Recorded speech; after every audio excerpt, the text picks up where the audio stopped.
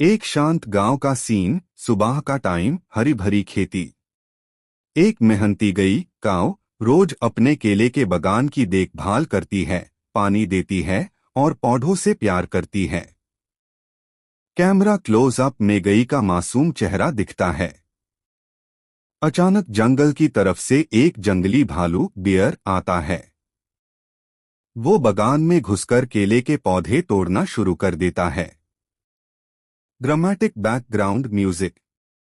गई दार जाती है लेकिन भागती नहीं।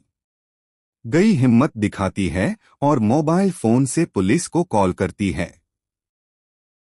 पुलिस जीप तेज आवाज के साथ गांव में आती है। पुलिस भालू को पकड़ लेती है और जंगल में वापस छोड़ देती है। एंड में बगान फिर से हरा भरा हो जाता है। सूरज की रोशनी, पॉजिटिव म्यूजिक।